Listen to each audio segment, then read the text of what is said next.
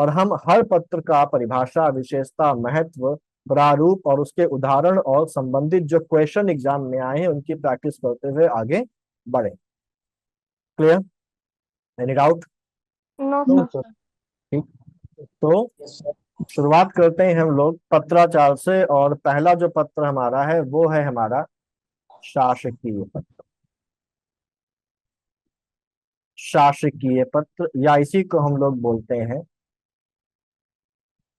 Official letter. ठीक, शासकीय पत्र या ऑफिशियल लेटर बेसिकली होता क्या, तो कुछ बेसिक चीजें हम लोग इसमें पहले समझ लेते हैं। जैसे कोई भी पत्र होगा, सबसे पहली चीज पत्र किसमें होता है? लिखित में होता है। और जब भी कोई चीज लिखित में होगी तो उसका क्या होता है? फॉर्मेट होता है, यानी कि प्रारूप होता है। ठीक, दूसरी चीज है कि पत्र जब भी लिखा जाएगा तो एक व्यक्ति के द्वारा दूसरे व्यक्ति से, यानी कि एक पॉइंट से दूसरे पॉइंट की ओर जाए। जहां से ये पत्र जा रहा है, जो भेज रहा है, उसको क्या बोलते हैं? प्रेषक। और जिसके पास जा रहा है उसको क्या बोलते हैं? प्रेषक। प्रेषक यानी कि पत्र का ओरिजिन यहां से हुआ तो इसको हम लोग उद्गम भी बोलते हैं। और जहां पर पहुंच रहा है वो प्रेषिती है, लेकिन वहां पहुंच रहा है तो इसको हम लोग क्या बोलते हैं? गंतव्य भी बोलते हैं। ठीक, तो उद्गम क्या है? प्रेषक उद्गम है, यानी कि भेजने वाला, और गंतव्य कौन है? प्रेषिती है, पाने वाला। ठीक है, तो उद्गम प्रेषक को बोलेंगे और गंतव्य किसे बोलेंगे? प्रेषिती को बोलेंगे। दूसरी चीज ये होती है कि क्योंकि ये शासकीय पत्र है तो इस शासकीय पत्र में हमेशा सामने वाले को कोई ऑर्डर दिया जाए। हमेशा या 90% केसेस में सामने वाले को कोई ऑर्डर दिया जाएगा उसकी ऑफिशियल ड्यूटीज के संबंध। ऑफिशियल ड्यूटीज बोले तो पदीय दायित्वों के निर्वहन के संबंध में उसे कोई ऑर्डर दिया जाएगा। ठीक, तो ये उसके लिए होते हैं। तो ऑर्डर के लिए एक बात ध्यान रखिए, और इसमें बड़ा कंफ्यूजन होता है। यहाँ पर ऑर्डर के लिए हिंदी में एक शब्द है जिसको हम बोलते हैं निदेश। यहाँ पर जब हम ऑफिशियल लेटर लिखेंगे तो अक्सर आपको किताबों में लिखा मिल जाता है निर्देश शब्द। निर्देश शब्द का इस्तेमाल नहीं होता है, बल्कि निदेश शब्द का इस्तेमाल होता है, जिसका अर्थ होता है ऑर्डर। अभी हम लोग इसको पढ़ेंगे, इसके ड्राफ्ट को देखेंगे तो इसमें ये चीज समझ में आ जाएगी, लेकिन फिलहाल अभी इस चीज को ध्यान रख लीजिए। ठीक, समझ में आ गई बात? ये कोई यहाँ पर डाउट तो नहीं? No sir. ठीक, अब हम लोग इसको समझते हैं कि बेसिकली ये है क्या। तो शुरुआत कर लेते हैं। क्योंकि ये ऑफिशियल लेटर है तो एक होता है पद और एक होता है पदाधिकारी। जैसे हम अगर देखें तो हमारे मुख्यमंत्री कौन है? उदाहरण के लिए योगी आदित्यनाथ। तो ये क्या है? ये पद है। और ये कौन है? पदाधिकारी। पदाधिकारी। ऐसे ही हम कहें कि भाई कोई एक जिला है, उस जिले के जिलाधिकारी हैं। और जिलाधिकारी हैं मिस्टर एक्स वाई जेड। तो ये क्या हो गया? ये पद है। और ये कौन है? पदाधिकारी। पद यानी कि ऑफिस, और पदाधिकारी मतलब ऑफिसर बोल सकते हैं। ठीक? ये चीज समझनी जरूरी है पत्राचार को समझने के लिए। ठीक, बहुत आसान है अगर हम कुछ बेसिक कंसेप्ट को समझ लेते हैं। अगर इन बेसिक कंसेप्ट को आप समझ लेंगे तो आपको कभी भी किसी भी पत्र की डेफिनेशन को, उसकी विशेषता को और उसके फॉर्मेट को रटने की जरूरत नहीं पड़ेगी। आप उसको बड़ी आसानी से समझने के बाद उसकी डेफिनेशन भी खुद ही फॉर्म कर सकते हैं, उसकी विशेषताएं खुद ही निकाल सकते हैं, अगर आप उन बेसिक कंसेप्ट को समझ लेते हैं तो। ठीक, अब यहां पर अगर हम लोग देखें तो जैसा मैंने बताया कि एक पद हमेशा एक उद्गम से, यानी कि प्रेषक के पास से जाता है किसके पास, गंतव्य की तरफ जाता है, यानी कि किसके पास जाता है, प्रेषिती के पास जाता है। अब ये एक शासकीय पत्र है, ये एक ऑफिशियल लेटर है। तो एक ऑफिशियल लेटर हमेशा पद के द्वारा पद को लिखा जाता है। ठीक है, हमेशा पद के द्वारा पद को लिखा जाता है, यानी कि ये पदाधिकारी के तरफ से किसी पदाधिकारी को नहीं बल्कि एक पद के द्वारा दूसरे पद को लिखा जाएगा। जैसे एक मुख्य सचिव है, उसके द्वारा किसी जिले के जिलाधिकारी को लिखा। ठीक, तो ये पद से पद के द्वारा पद से पद की ओर जाता है, यानी कि इसका उद्गम भी एक शासकीय पद होगा और इसका गंतव्य भी क्या होगा, एक शासकीय पद ही होगा। समझ में आ रही है बात? ठीक है, क्लियर। Yes sir. साथ ही साथ इसका जो संचालन होता है, पत्रों का संचालन बेसिकली 3 प्रकार का होता है। एक आयामी, यानी कि यूनि डायमेंशनल,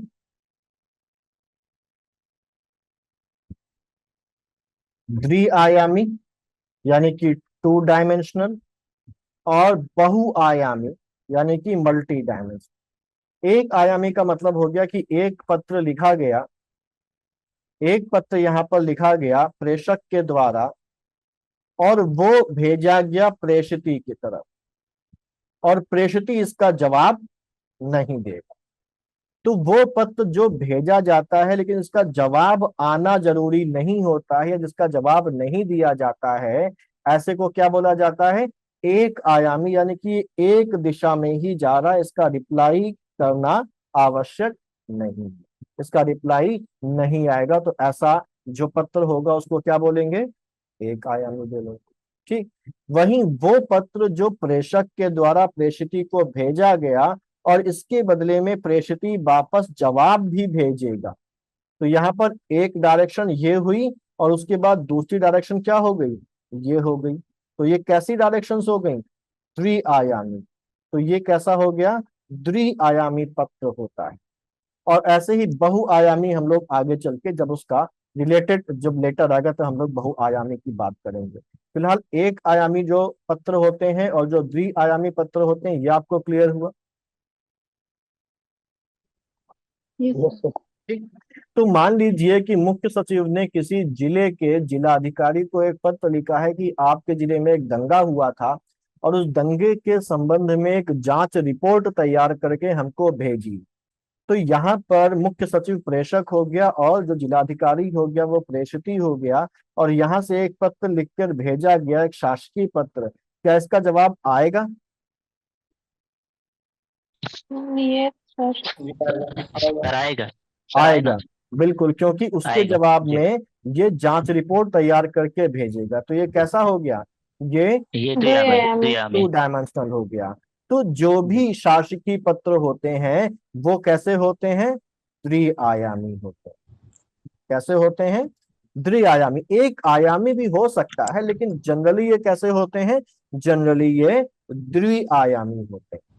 ठीक, क्लियर। तो उद्गम समझ यस। में आ गया इसको, इसका डायरेक्शन कैसा होता है, इसका संचालन कैसा होता है वो क्लियर हो गया। ये कैसा होगा, ये द्विआयामी होगा। तीसरी चीज हो गई कि इसकी जो ये इसका जो उद्देश्य है वो क्या है, क्यों लिखकर भेजा जाता है, इसका उद्देश्य क्या होता है। तो कोई भी शासकीय पत्र है वो जब भेजा जाएगा तो वो बेसिकली पदीय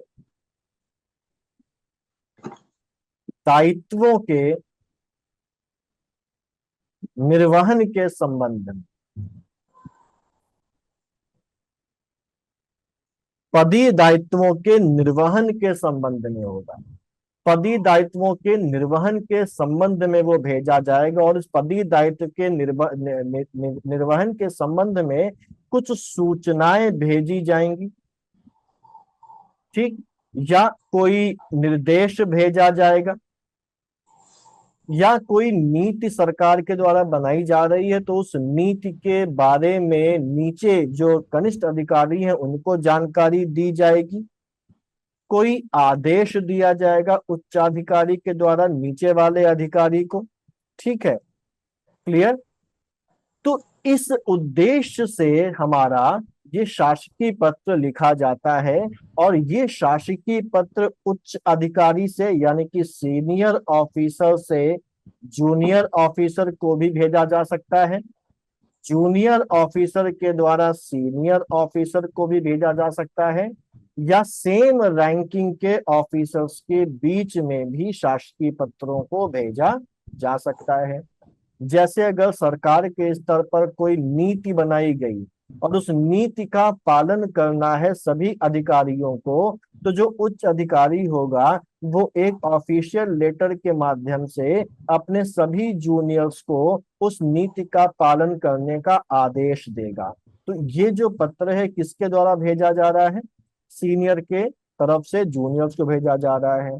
वहीं अगर कभी किसी सीनियर ने किसी जूनियर से कोई जानकारी मांगी है तो जानकारी मांगने के लिए यह पत्र भी सीनियर से जूनियर को भेजा जा रहा है, और जब वो जूनियर उस जानकारी को भेजेगा सीनियर के पास तो ये जूनियर से सीनियर की तरफ भी जा सकता है, और सेम रैंकिंग ऑफिसर्स के बीच में भी शासकीय पत्रों का आदान प्रदान किया जा सकता है, ठीक है, किया जा सकता है। क्लियर है पॉइंट? ठीक है, तो सीनियर से जूनियर को ही शासकीय पत्र भेजा जाए ऐसा कोई जरूरी नहीं है, जूनियर के द्वारा सीनियर को भी शासकीय पत्र भेजा जा सकता है, और समकक्ष अधिकारियों के बीच में भी शासकीय पत्र से के थ्रू जो है वो पत्राचार हो सकता है। तो हम लोगों ने इसका उद्गम देख लिया, गंतव्य देख लिया, हम लोगों ने इसका मूवमेंट कैसे होता है वो देख लिया, और इसका हम लोगों ने उद्देश्य देख लिया। दूसरी चीज, अगली चीज हमारे पास है कि इसकी भाषा क्या होगी, ठीक। तो भाषा बेसिकली जो होती है किसी भी शासकीय पत्र की जो भाषा होगी वो हमेशा राजभाषा में भेजा जाएगा या वैकल्पिक राजभाषा में भेजा जाएगा। अब हमारे देश में अगर देखा जाए तो अलग अलग राज्यों की अलग अलग राजभाषा है। उत्तर प्रदेश की जो राजभाषा है वो क्या है? हिंदी और उर्दू। हिंदी उर्दू। ठीक है, तो हिंदी में भेजा जाएगा। वहीं अगर बंगाल की बात की जाए तो बंगाल में बंगाली में भी भेजा जा सकता है, ठीक। तो इसकी जो भाषा होगी वो राजभाषा में भेजा जाएगा या वैकल्पिक राजभाषा में भी भेजा जा सकता है, और इसकी जो भाषा की जो शैली होगी वो कैसी होगी? भाषा की जो शैली होगी वो होगी औपचारिक शैली। और अन्य पुरुष, औपचारिक शैली या अन्य पुरुष शैली बेसिकली क्या होती है? कोई बताएगा औपचारिक शैली का मतलब यहाँ पर क्या है? तटस्थ होता है। तटस्थ होता है। देखिए भाषा दो तरीके की होती है, भाषा शैली दो तरीके की होती है, औपचारिक होती है, एक दूसरी होती है अनौपचारिक। इंग्लिश में बोले तो हो गई एक ऑफिशियल और दूसरी क्या हो गई? अनऑफिशियल। अब जैसे हम लोग अपने दोस्तों से बात करते हैं, पिता अपने पुत्र से बात करता है तो वो अनऑफिशियल लैंग्वेज में बात करता है, अनौपचारिक तरीके से बात करता है। अनौपचारिक। लेकिन हम अगर अपने स्कूल में जाएं और अपने प्रिंसिपल से बात करने जाएं तो हम उससे औपचारिक तरीके से बात करेंगे, अनऑफिशियल या अनौपचारिक तरीके से बात नहीं करेंगे। औपचारिक और अनौपचारिक में अंतर ये होता है कि अनौपचारिक भाषा में एक आत्मीय भाव होता है। कैसा होता है? आत्मीय भाव होता है, और औपचारिक भाषा में कोई भी आत्मीय भाव नहीं होता है। ये सीधी भाषा होती है, इसमें कोई भी औपचारिक भाव नहीं होता और इसमें औपचारिक शब्दों का प्रयोग किया जाता है, ठीक। दूसरी बात ये भी समझ लीजिए, क्योंकि यहाँ पर जो पत्र लिखा जा रहा है ऑफिशियल लेटर है, उससे भी समझ सकते हैं ऑफिशियल है। दूसरी बात हम ये समझ सकते हैं कि जो पत्र लिखा जा रहा है ये एक पद के द्वारा दूसरे पद को लिखा जा रहा है। अगर कोई पत्र पदाधिकारी के द्वारा पदाधिकारी को लिखा जा रहा है तो यहाँ पर अनौपचारिक भाषा होगी, और अगर पद के द्वारा पद को लिखा जा रहा है तो यहाँ पर कैसी भाषा होगी? अनौपचारिक। औपचारिक, औपचारिक। Sorry, official. औपचारिक। पद से पद को कोई भी पत्र लिखा जाएगा तो वहां पर भाषा हमेशा औपचारिक होगी। ठीक। औपचारिक भाषा में पहली बात तो कोई भी ऐसा शब्द इस्तेमाल नहीं करेंगे जहां पर आत्मीय भाव हमको दिखाई पड़े, जहां पर एक पर्सनल टच दिखाई पड़े, ऐसा कोई भी शब्द वहां पर इस्तेमाल नहीं किया जाएगा। दूसरी बात, अगर किसी शासकीय पत्र में सामने वाले से जो गंतव्य है, जो पाने वाला है, जो रिसिपिएंट है, जो प्रेषिती है, उससे अगर कोई काम करने को कहा जा रहा है तो कहीं भी ऐसा नहीं लगना चाहिए कि हम उससे काम करने की रिक्वेस्ट कर रहे हैं। यानी कि यहाँ पर कोई भी ऐसा शब्द इस्तेमाल नहीं होता है जिस शब्द से ये समझ में आए कि भेजने वाला सामने वाले से किसी काम को करने या ना करने का आग्रह कर रहा है, करने या ना करने की रिक्वेस्ट कर रहा है। क्योंकि यहाँ पर ये जो पत्राचार हो रहा है ये पदीय दायित्वों का, ऑफिशियल ड्यूटीज के निर्वहन के संबंध में, जिस ऑफिशियल ड्यूटी को करने के लिए बाध्य है। तो अगर वो सामने वाले से हम कोई काम करने को कह रहे हैं तो उसकी ऑफिशियल ड्यूटी को फॉलो करने के लिए कह रहे हैं, तो यहाँ पर कोई भी आग्रह, कोई भी रिक्वेस्ट नहीं की जाती है। वो चाहे सीनियर से जूनियर की तरफ लिखा जाए या जूनियर से सीनियर की तरफ लिखा जाए। अगर कोई ऑफिशियल लेटर जूनियर अपने सीनियर को लिखता है तो वहां पर भी वो कोई भी ऐसा शब्द इस्तेमाल नहीं करेगा, ना तो कोई आदर सूचक शब्द इस्तेमाल करेगा, ना ही कोई आत्मीय शब्द इस्तेमाल करेगा कि प्रिय प्रमुख सचिव जी। ठीक है। और ना ही कोई आग्रह सूचक शब्द इस्तेमाल करेगा। अब आग्रह सूचक शब्द हमारे पास कौन कौन से होंगे? वहां पर कोई भी ऐसा शब्द इस्तेमाल नहीं करेगा कि कृपया, ठीक है, या कष्ट करें, या आपसे निवेदन है, या आपसे आग्रह है। ठीक है। इस तरीके के कोई भी शब्दों का इस्तेमाल नहीं किया जाएगा। अगर ऐसे शब्दों का इस्तेमाल किया गया है और कोई लेटर आपके सामने रख दिया जाए कि इसमें ऐसे शब्दों का इस्तेमाल हुआ हो और आपसे कहा जाए पहचानिए कि ये जो लेटर है ये शासकीय लेटर है या अशासकीय या अर्धशासकीय लेटर है, तो आप सीधे से बोल देंगे कि क्योंकि इसमें आग्रह सूचक शब्दों का इस्तेमाल किया गया है या इसमें प्रिय जैसे शब्दों का, आत्मीय संबंध दर्शाने वाले शब्दों का इस्तेमाल किया गया हो, तो हम सीधे सीधे बोल देंगे कि ये कभी भी शासकीय पत्र नहीं हो सकता। क्योंकि शासकीय पत्र में कभी भी कोई भी आदर सूचक, कभी भी कोई आत्मीय संबंध दर्शाने वाला शब्द या कभी भी कोई ऐसा शब्द जो रिक्वेस्ट को इंडिकेट करे, ऐसे शब्दों को इस्तेमाल नहीं किया जाता। समझ में आ गई बात? तो आप ऐसे शब्दों का इस्तेमाल शासकीय पत्र लिखने में कभी भी नहीं करेंगे। क्लियर? ठीक है। Yes yes sir. सर। अगली चीज मैंने बताया कि जो भाषा शैली होगी वो अन्य पुरुष शैली होगी।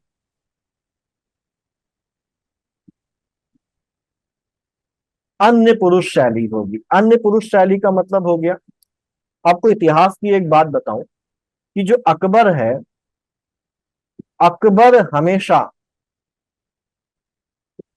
अन्य पुरुष शैली में बात करता था। अकबर हमेशा अन्य पुरुष शैली में बात करता था। देखिए, एक शैली होती है उत्तम पुरुष,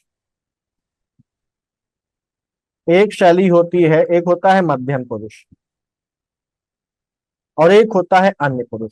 उत्तम पुरुष का मतलब ये हो गया, जैसे अकबर ने कोई काम किया, अगर अकबर ऐसे कहता कि मैं ये चाहता हूं कि तुम ये करो, तो वो अपने आप को उसमें इन्वॉल्व कर रहा है। वो कह रहा है कि मैं ये चाहता हूं, यानी कि वो अपने आप को बता रहा है कि मैं ये चाहता हूं। मैं जो शब्द है वो हमारा क्या है?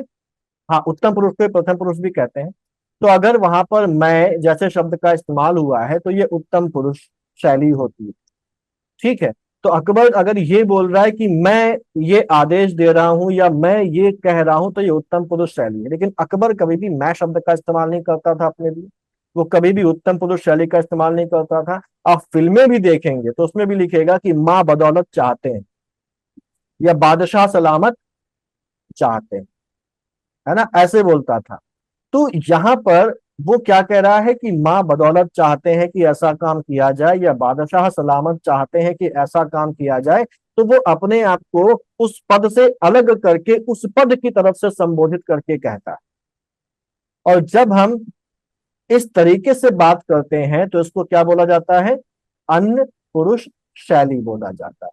बात ये क्लियर हुई आपको कि अन्य यस सर। पुरुष शैली क्या है? सर एक बार रिपीट कर दे प्लीज।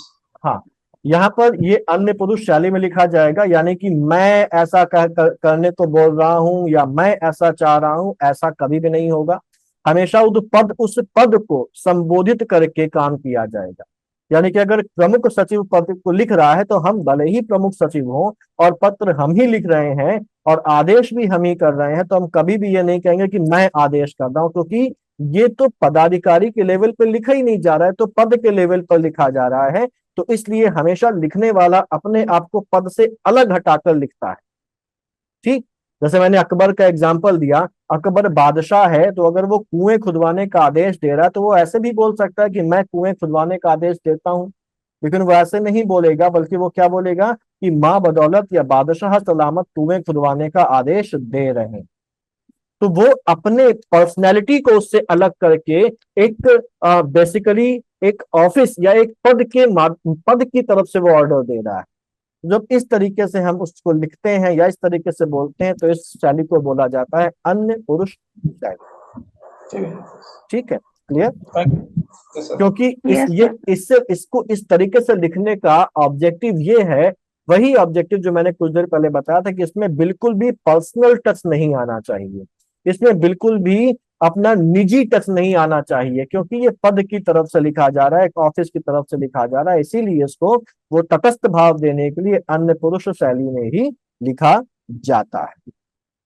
ठीक है, तटस्थ भाव देने के लिए अन्य पुरुष शैली से लिखा जाता है। क्लियर ये? तो ये कुछ yes, बेसिक बातें हैं जो हमको यहाँ पर ध्यान रखना है। एक और चीज यहाँ पर ध्यान रखनी है कि यहाँ पर हर शब्द का जो इस्तेमाल करना है, जो शब्द का चयन किया जाता है, वो इस तरीके से किया जाता है कि पत्र को पढ़ने वाले के मन में कोई भी कंफ्यूजन ना रहे।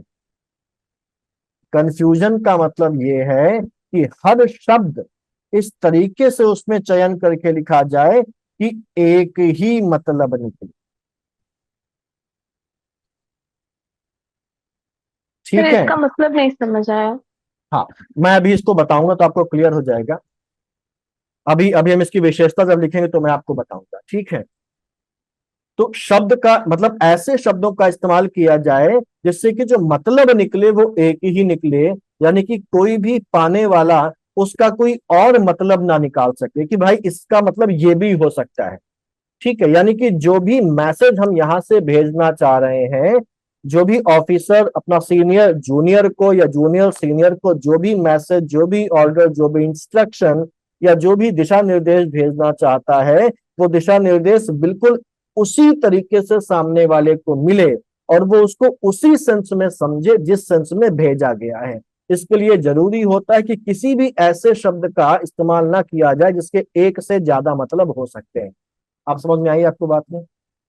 सर उदाहरण दे देते तो समझ में नहीं आता। उदाहरण मैं अभी आपको थोड़ी देर में देता हूँ, बस इसकी परिभाषा ठीक है देख सर। लेते हैं। ठीक है, क्योंकि उदाहरण जब हम कोई सेंटेंस बनाएंगे तब वो समझ में आएगा। ठीक, जी सर। ठीक है, तो इसका ये बात समझ में आ गई। और ऐसी भाषा जिसके एक से अधिक मतलब ना निकले, ऐसी भाषा को बोला जाता है टकसाली भाषा। टकसाली भाषा का मतलब होता है एक मानक भाषा, यानी कि एक स्टैंडर्ड लैंग्वेज। एक मानक भाषा, एक स्टैंडर्ड लैंग्वेज या एक टकसाली भाषा या का इस्तेमाल यहाँ पर किया जाएगा, जिससे कि जिस सेंस में उस पत्र को भेजा जा रहा है, पाने वाला उस पत्र को, उसके मैसेज को उसी सेंस में समझे और उसी के अकॉर्डिंग काम करे। ठीक, क्लियर? मतलब क्या है, एग्जाम्पल्स में इसको हम लोग समझेंगे, तभी ये ज्यादा बेटर तरीके से क्लियर। अब इसकी हम लोग देख लेते हैं परिभाषा। तो चलिए, परिभाषा, शासकीय पत्र की परिभाषा मैं बोल दूं? ठीक जी सर। ठीक, तो मैं दो परिभाषाएं लिखवा रहा हूं, दोनों में से आप कोई भी परिभाषा का इस्तेमाल कर सकते हैं। तो पहली परिभाषा है, दोनों ही परिभाषाएं सही हैं। तो पहली परिभाषा है, शुरू करें? Yes sir. Yes sir. लिखिए, शासकीय पत्र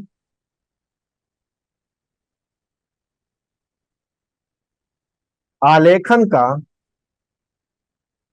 शासकीय पत्र आलेखन का वह औपचारिक प्रारूप होता है।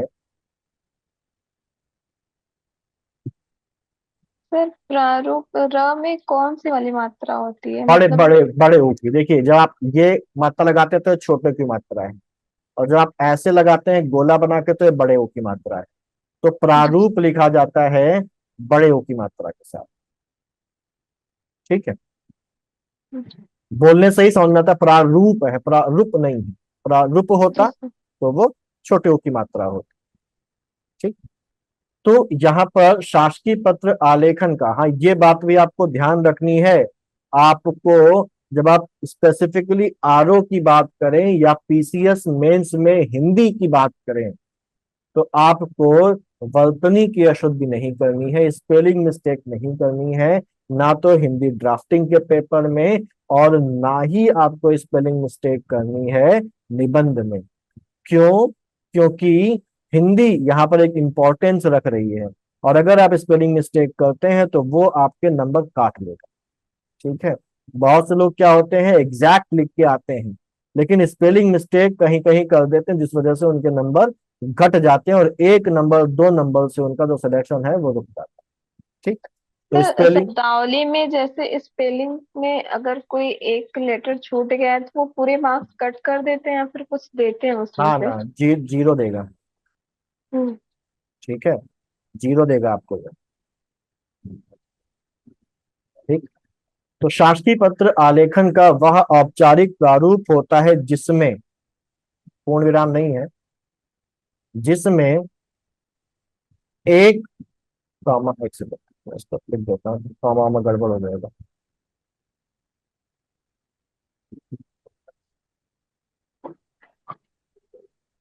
जिसमें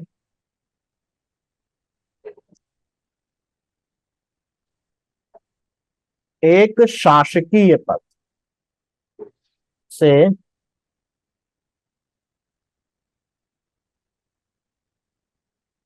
दूसरे शासकीय पद को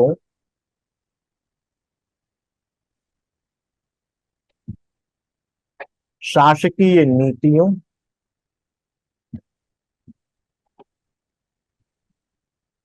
निर्णयों,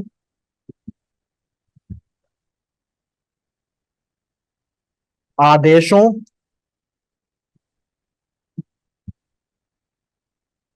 निर्देशों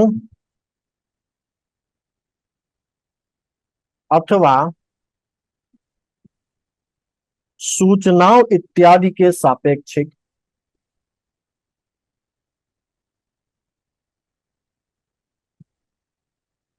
सूचनाओं इत्यादि के सापेक्षिक पत्र व्यवहार किया जाता है।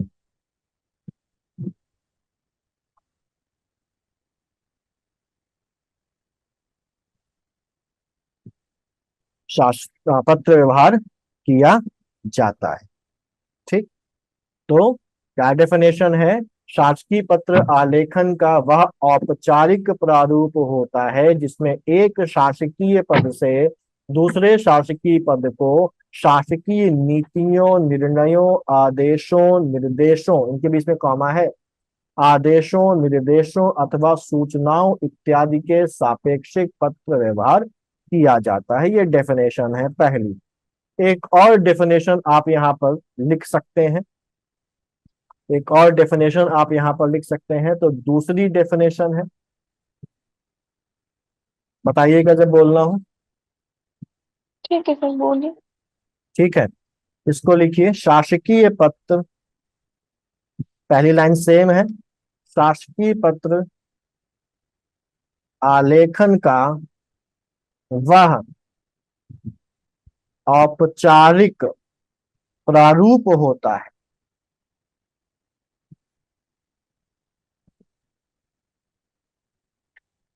जिसमें, या जिसमें नहीं, जो किसी शासकीय पद से किसी अन्य शासकीय पद को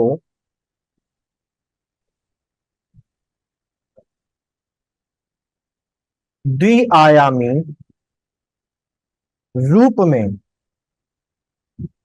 रूप में बड़े की मात्रा है, जी। रूप रूप में किसी शासकीय नीति,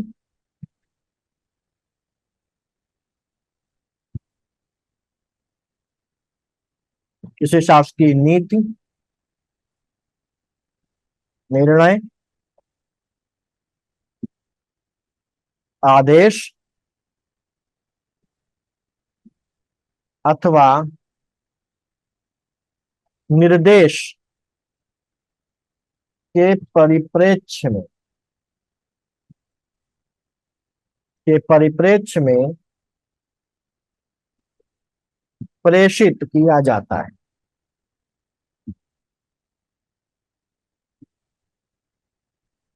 तो ये दो हैं, दोनों में से आप कोई भी एक तैयार कर लीजिए। दोनों नहीं लिखनी है आपको एग्जाम में, इनमें से कोई भी एक आपको लिखनी है। थोड़ा सा ही अंतर है, बेसिक एसेंस दोनों का सेम है, थोड़ा सा शब्दों का हेर फेर। ठीक, क्लियर। जी सर।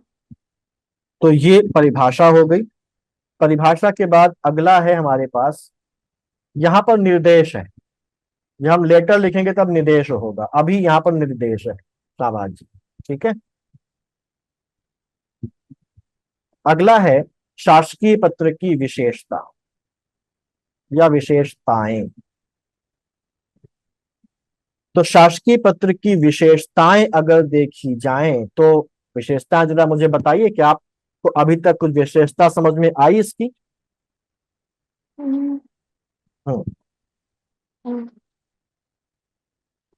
तो दायित्वों का परिवहन निर्वहन करने के ठीक है। लिए हम्म, जो भाषा औपचारिक पत्राचार होते हैं, औपचारिक होनी चाहिए। एक वरिष्ठ से कनिष्ठ को, हम्म, कनिष्ठ ठीक है। से वरिष्ठ को, और समकक्ष वाले पदों के बीच भी ये हो सकता है। और ठीक, भाषा औपचारिक होती है। भाषा भाषा औपचारिक होगी। ठीक है, बिल्कुल सही। चलिए लिखते हैं। ठीक, विशेषता नंबर 1।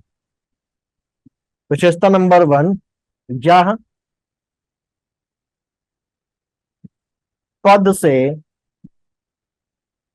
पद को प्रेषित किया जाता है, यानी कि उसका जो उद्गम है वो भी पद है, और इसका जो गंतव्य यानी कि जो डेस्टिनेशन है वो भी क्या है, पद है। ठीक है। दूसरी, इसका जो संचालन है वो कैसा होता है, द्विआयामी होता है। संचालन इसका द्विआयामी होता है। अब ये द्विआयामी संचालन कैसे हो सकता है? ठीक, तो ये द्विआयामी संचालन इसका हो सकता है वरिष्ठ से कनिष्ठ को, अथवा कनिष्ठ से वरिष्ठ को, अथवा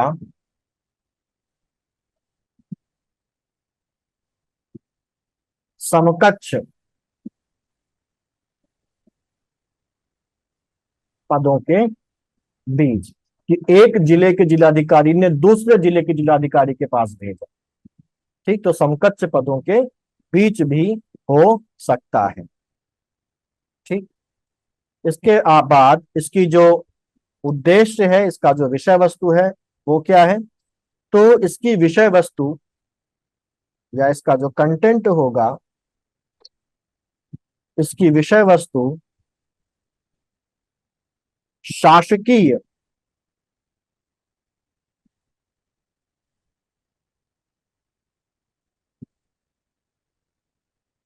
कार्य व्यवहार से जुड़ी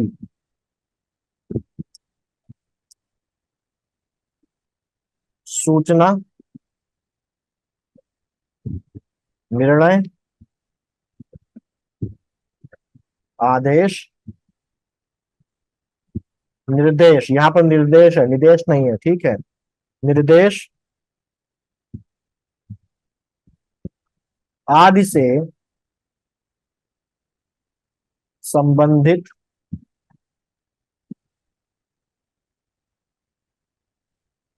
होती है। ठीक, जिनका प्रेषण शासकीय दृष्टि से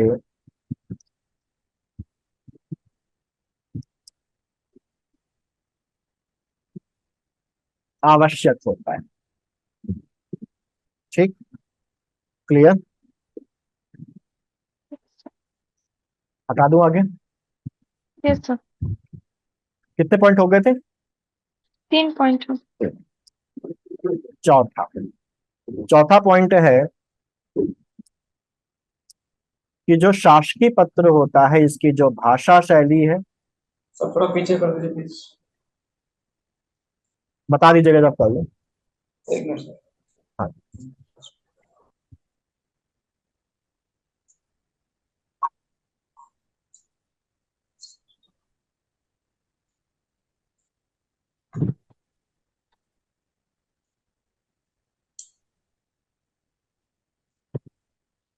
हो गया सर, हो गया सर, पढ़ा दीजिए। हाँ जी, हाँ जी। इसकी जो भाषा शैली होती है, आप जानते हैं कैसी? इसकी भाषा शैली कैसी होती है? औपचारिक, औपचारिक होती, साथ ही साथ इसमें टू द पॉइंट लिखा जाता उत्तम, है। ठीक है, अन्य पुरुष। हाँ हाँ, ठीक। इसके अलावा इसमें बहुत टू द पॉइंट बातें लिखी होती हैं, तो टू द पॉइंट लिखने की वजह से इसकी भाषा शैली कैसी हो जाती है? संक्षिप्त, संक्षिप्त, सारगर्भित, मतलब केवल मतलब भर की बात, आपके घर में सब कैसे हैं, ये सब कुछ नहीं। ठीक है, शुद्ध, शुद्ध भाषा होगी इसमें।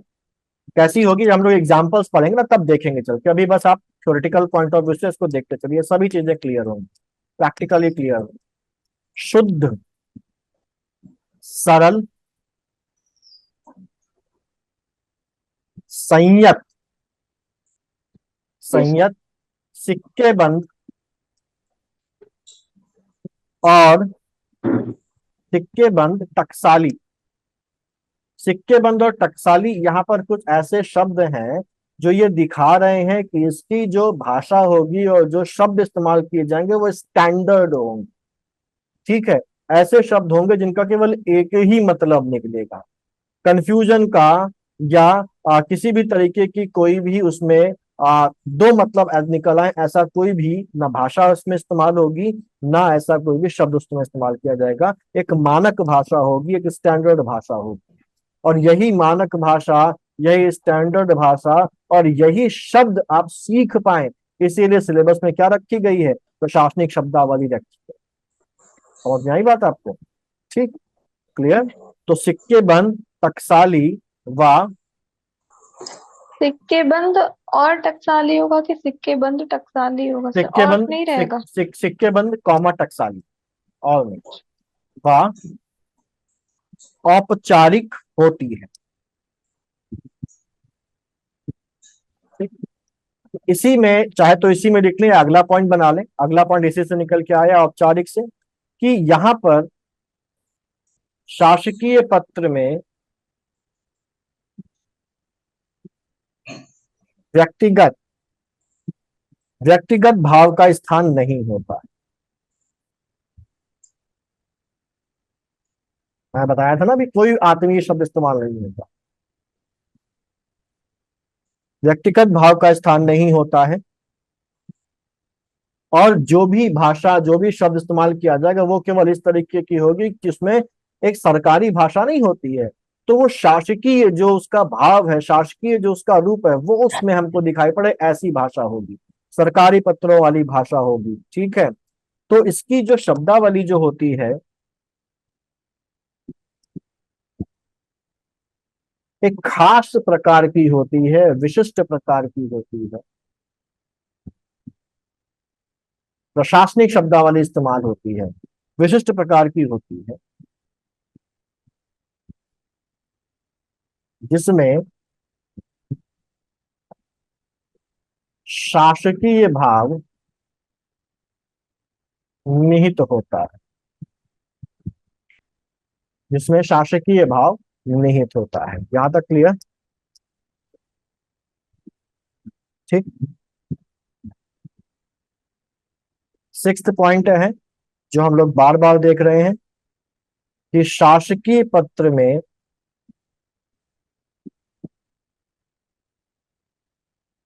किसी भी शब्द का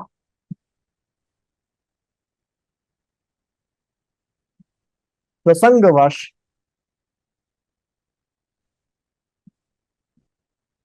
एक ही अर्थ निकलता है।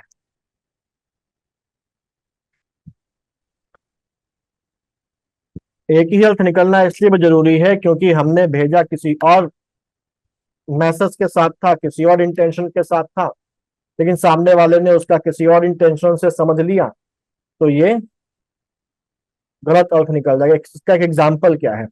एक सिंपल सा एग्जाम्पल लेते हैं, जब अर्थ का अनर्थ हो जाता है कि एक व्यक्ति ने चिट्ठी लिखी सामने वाले इंसान को, दूसरे वाले इंसान को, कि हम आज शाम को 5 बजे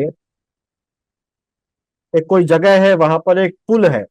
ठीक है, आज शाम को 5 बजे ये एक पुल है, इस पुल के नीचे मिलेंगे या इस पुल की शुरुआत में मिलेंगे। अब जो पत्र भेजने वाला था उसका मतलब था कि पुल के इस तरफ मिलेगा, ये उत्तर है, ये दक्षिण है, या पुल की दक्षिणी शुरुआत उत्तरी शुरुआत में मिलने का उसका उद्देश्य था। और उसने कहा, लिखा भी कि हम पुल की शुरुआत में मिलेंगे, लेकिन पढ़ने वाले के पास जब पहुंचा तो उसने सोचा कि भाई पुल की शुरुआत में मिलेगा, तो वो यहाँ पर आके खड़ा कि भाई ये भी तो पुल की शुरुआत है। तो यहाँ पर पुल की शुरुआत जो शब्द इस्तेमाल हुआ है उसका क्या एक ही अर्थ निकला प्रसंगवश? क्या ये दोनों मिल पाएंगे एक दूसरे से? नहीं। नहीं मिल नहीं। पाएंगे, है ना? नहीं क्यों? मिल पाएंगे जी। क्योंकि उसका एक ही अर्थ नहीं निकल रहा है। उसको दो इस अर्थ है। तरीके से लिखना चाहिए कि हम, कि उसका एक ही अर्थ निकले। उसको लिखना चाहिए कि हम पुल के उत्तरी छोर पर मिलेंगे। किस पर मिलेंगे? उत्तरी छोर पर मिलेंगे। तो जब ये इस तरीके से लिखेगा तो क्या निकलेगा? एक ही अर्थ निकलेगा। तो इस तरीके से हमको शब्दों को वहां पर डिफाइन करना होता है कि एक शब्द जो भी, या जो भी सेंटेंस या जो भी शब्द इस्तेमाल किया गया है उसका एक ही अर्थ वहां पर निकले। अब ये चीज कुछ समझ में आई आपको? Yes yes sir. Sir. Clear? तो यस सर। ये कितना जरूरी है ऑफिशियल और सरकारी कामों में, क्योंकि अगर ऊपर से भेजा गया तो ऊपर से भेजने वाले का ऑब्जेक्टिव दूसरा था, समझने वाले ने कुछ और समझ लिया, तो अर्थ का अनर्थ और काम का बंटाधार हो जाए। ठीक है, तो इसलिए, और आप अगर देखें, कोई भी आप कानून उठा लें, कोई भी सरकारी पत्र निकाले, तो उसकी भाषा ऐसी होती है, उसमें एक एक कॉमा, एक एक फुल स्टॉप, और जो क्रम होता है शब्दों का वो इस तरीके से रखा जाता है कि आदमी चाह कर भी इसका कोई दूसरा अर्थ ना निकाल सके। क्लियर? तो ये हो गया पॉइंट नंबर 6। आगे चलते हैं, हटा दें, नोट तो करना नहीं है किसी को। नहीं। अगला है हमारा 7वां पॉइंट। 7वां पॉइंट है हमारा कि जो शासकीय पत्र है ये हमेशा तटस्थ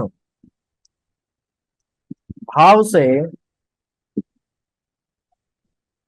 अन्य पुरुष शैली में लिखा जाता है।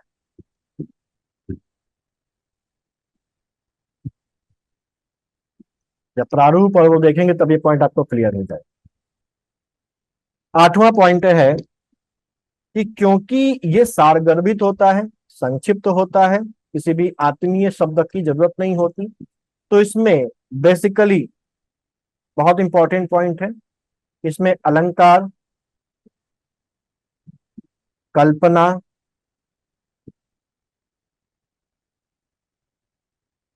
मुहावरे, हास्य विनोद की कोई गुंजाइश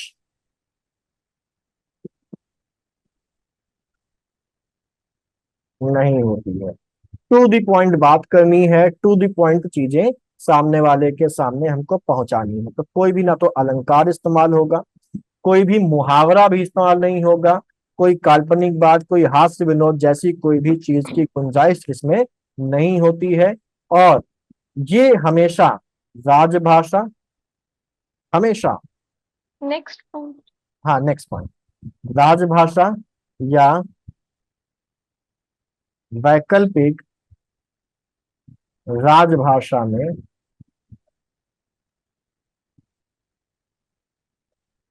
लिखा जाता है। राजभाषा या वैकल्पिक राजभाषा में लिखा जाता है। इसका जो प्रारूप होता है वो फिक्स्ड प्रारूप होता है, नियत होता है और औपचारिक होता है। ठीक, नियत और औपचारिक क्यों होता है? जिससे कि इसका फॉर्मेट सभी जगह एक जैसा इस्तेमाल हो, बदलाव ना होने पाए। लेकिन फिर भी हम देखते हैं कि अलग अलग विभागों में थोड़ा बहुत डिफरेंस देखने को मिलता है।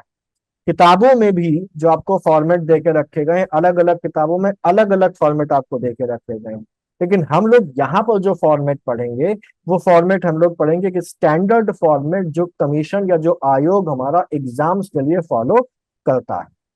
ठीक, आप अगर किसी विभाग का, किसी मंत्रालय का भी शासकीय पत्र का प्रारूप उठाएंगे तो उसमें भी आपको अंतर मिलेगा। किसी विभाग में कोई चीज एडिशनल है, किसी विभाग में कोई चीज नहीं लिखी गई है उसके प्रारूप में। किताबों में भी अंतर, अलग अलग किताबों में अलग अलग जगह का है। तो जो मैं बताऊंगा आप उसको फॉलो करिएगा, अच्छी तरीके से ब्लाइंडली फॉलो करिएगा। ये वही है जो कमीशन फॉलो करता है। क्लियर? ठीक है, तो इसका प्रारूप नियत और औपचारिक होता है। इससे जो कार्य है उस कार्य व्यवहार में एक रूपता आए, यूनिफॉर्मिटी आ जाए। ठीक, अच्छा, दूसरी चीज यहां पर अगर देखें तो यहां एक पॉइंट और लिख लेते हैं कि शासकीय पत्र के समापन में किसी खास शब्दावली का प्रयोग नहीं है। जैसे आप लोग एप्लीकेशंस लिखते होंगे तो एप्लीकेशन के अंत में आप लिखते हैं धन्यवाद, या आपने लिखा देखा होगा किसी लेटर के अंत में सादर, है ना? ठीक है, तो ये अंत में धन्यवाद, सादर या इस प्रकार की कोई भी शब्दावली, आदर सूचक शब्दावली का इस्तेमाल नहीं किया जाता है, क्योंकि इसमें कोई भी पर्सनल टच हम लोगों को नहीं देना है। किसी भी सम्मानजनक शब्द का इस्तेमाल नहीं किया जाता है इसमें, क्योंकि पद से पद को ये लिखा जा रहा है। यहाँ तक क्लियर हो गया? तो ये इसकी जी सर। विशेषता हो जाती है। ठीक, सब कुछ आपने नोट कर लिया? जी सर। Yes sir. अब इसका महत्व देख लेते हैं, इसकी इंपॉर्टेंस क्या है। तो शासकीय पत्र का महत्व, ठीक, महत्व कुछ ऐसे आपको मिलेंगे जो आपने विशेषताओं में भी देखे हुए हैं और थोड़े से कॉमन हमारे पास हो जाएंगे। तो यहाँ पर बेसिकली अगर महत्व की बात आती है तो पहली चीज इसका महत्व क्या है? ये जो शासकीय पत्र हैं ये एक पद से दूसरे पद को लिखे जाते हैं। क्यों लिखे जाते हैं? क्योंकि ऑफिशियल जो काम है, उन ऑफिशियल कामों का जो संपादन है, ऑफिशियल कामों का जो परफॉर्मेंस है, वो शासकीय पत्रों के माध्यम से किया जाता है। ठीक, इनका यही एक उद्देश्य है, इनका यही एक ऑब्जेक्टिव है मेन। तो वही हमारे पास पहली चीज महत्व में आ जाती है कि शासकीय पत्रों के द्वारा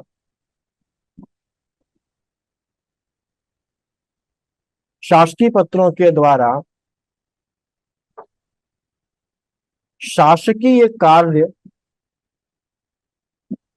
व्यवहार का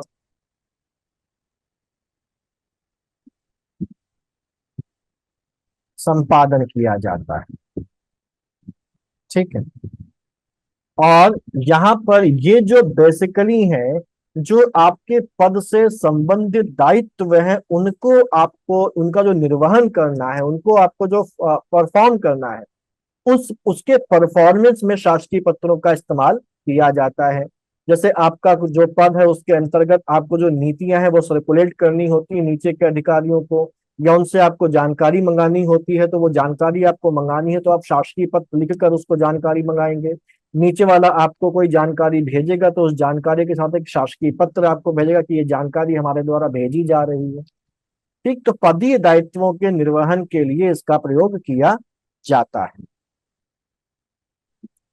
पदीय दायित्व यानी कि ऑफिशियल ड्यूटीज, पदीय दायित्वों के निर्वहन हेतु शासकीय पत्रों का प्रयोग किया जाता है। तीसरा, अब ये जो शासकीय पत्र हैं ये एक पद के द्वारा दूसरे पद को भेजे। ये पद जो होंगे ये या तो कोई संवैधानिक पद होगा या ये कोई वैधानिक पद हो। जो भी हमारे देश में पद है वो पद या तो संविधान के द्वारा सृजित किए गए हैं या वो किसी कानून द्वारा सृजित किए गए हैं।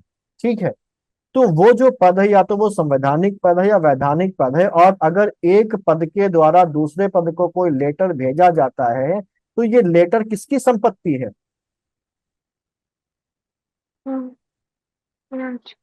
राज्य की संपत्ति। ठीक, और ये लेटर, एक पहली बात तो राज्य की संपत्ति है, दूसरी बात ये जो लेटर है ये एक रिकॉर्ड होता है। यानी कि अगर किसी के द्वारा, किसी एक पद के द्वारा किसी दूसरे पद को कोई लेटर भेजा गया है जिसमें कोई दिशा निर्देश दिया गया है, जिसमें किसी कार्य को करने के संबंध में कोई इंस्ट्रक्शन दे के रखी गई है, तो ये जो इंस्ट्रक्शंस हैं, ये जो दिशा निर्देश हैं, ये उस समय उस पद पर जो व्यक्ति बैठा हुआ है या आगे आने वाले समय पर उस पद पर जो व्यक्ति आएगा, उन सभी के लिए इस्तेमाल में वो दिशा निर्देश आएंगे कि नहीं आएंगे? आएंगे जी सर। आएंगे। तो इन इन पत्रों को संभाल के रखा जाना चाहिए कि नहीं रखा जाना चाहिए? ये सर। ठीक। दूसरी चीज है कि अगर एक पद के द्वारा किसी दूसरे पद को कोई आदेश भेजा जाता है और वहां पर कोई विवाद उत्पन्न हो जाता है और वो विवाद अगर न्यायालय में पहुंच जाता है या किसी ऐसी जगह पर पहुंच जाता है और वो पदासीन व्यक्ति ये कहता है कि भाई हमको तो इस कार्य को करने के लिए सरकार के द्वारा निर्देश दिया गया था या हमारे उच्चाधिकारी के द्वारा किसी शासकीय पत्र के माध्यम से निर्देश दिया गया था, तो वो उस पत्र को न्यायालय में एज एविडेंस भी प्रोड्यूस कर सकता है कि नहीं कर सकता है?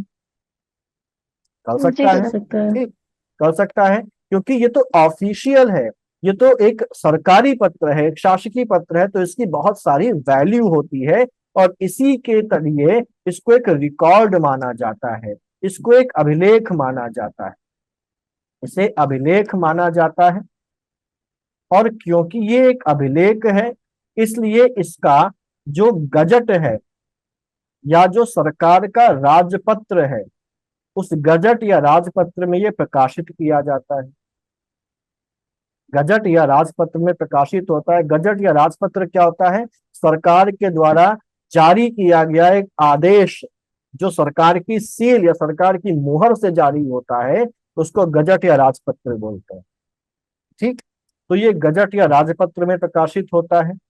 ये क्योंकि अभिलेख है इसलिए इसका संरक्षित किया जाता है, इसे इसे संरक्षित किया जाता है। इसे आगे या भविष्य में मार्गदर्शन के लिए प्रयोग किया जाता है। इसके अलावा इसे न्यायालय में साक्ष्य के रूप में भी प्रस्तुत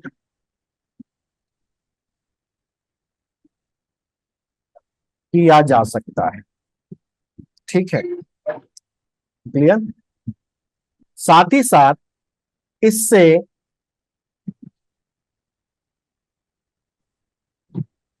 अधिकारियों की जवाबदेही तय की जा सकती है। एक उच्च अधिकारी अपने जो कनिष्ठ अधिकारी उसकी जवाबदेही तय कर सकता है कि हमने आपको इस लेटर के द्वारा ये आदेश दिया था, आपने उसका पालन किया या नहीं किया, नहीं किया तो क्यों नहीं किया, क्योंकि ये तो एक सरकारी आदेश है और इसका जो पालन होता है वो बाध्यकारी होता है। अगर आप इसका पालन नहीं करेंगे तो आपके ऊपर दंडात्मक कार्यवाही की जा सकती है। ठीक, तो इस जवाबदेही तय हो सकती है। वहीं एक अगर कोई कनिष्ठ अधिकारी है, उसने कोई ऐसा काम किया है जिसका आदेश उच्चाधिकारी के द्वारा दिया गया था, तो उच्चाधिकारी की जवाबदेही भी इसके द्वारा तय की जा सकती है। ठीक है, और क्योंकि इससे जवाबदेही तय की जा सकती है तो इससे क्या आता है, इससे ट्रांसपेरेंसी आती है।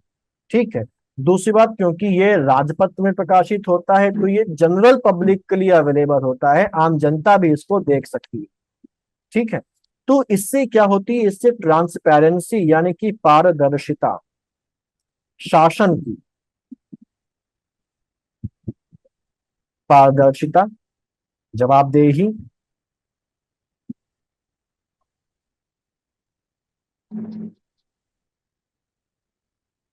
सुनिश्चित सुनिश्चित होती है। क्लियर। ठीक है, तो ये जो है ये शासकीय पत्र के महत्व है। ठीक, क्लियर। ये सारी बातें आपको समझ में आ गई। Yes sir. तो शासकीय पत्र का जो थ्योरेटिकल पार्ट था आपको अच्छी तरीके से क्लियर हो गया। अगर आपसे परिभाषा लिखने को आती है, विशेषताएं लिखने को आती हैं, महत्व लिखने को आता है, तो आप इसको आसानी से लिख लेंगे एग्जाम में। Yes sir. Yes sir. ठीक है, क्लियर। ज्यादा रटना तो नहीं पड़ेगा, चीजें दिमाग में बैठ गई हैं। Yes sir. Yes sir. ठीक, तो इतना हम लोग रखते हैं आज। कल भी आपकी क्लास है और कल क्लास में हम लोग कल हम लोग ऐसे निबंध की है लेकिन निबंध नहीं लेंगे कल। कल हम लोग इसी को कंटिन्यू करेंगे और इसको कंटिन्यू करके कल हम लोग शासकीय पत्र का जो प्रारूप है और उसके जो उदाहरण है उनको हम लोग डिस्कस करेंगे। ठीक है, और कोशिश करेंगे कि एग्जाम में आए हुए एक दो क्वेश्चंस को भी हम लोग यहाँ पर प्रैक्टिस कर सकें। ठीक, तो कल जब आप आएंगे तो इसको जो हम लोगों ने आज पढ़ा इसको अच्छी तरीके से तैयार करके आएंगे, रिवाइज करके आएंगे, जिससे कि अगर कोई सवाल जवाब यहाँ पर हो तो बेइज्जती ना हो आपकी। ठीक, चलिए फिर मिलते हैं कल सेम टाइम 6 o'clock। ठीक है, thank you sir. Thank you sir, thank you sir, welcome welcome, good night. Good night sir.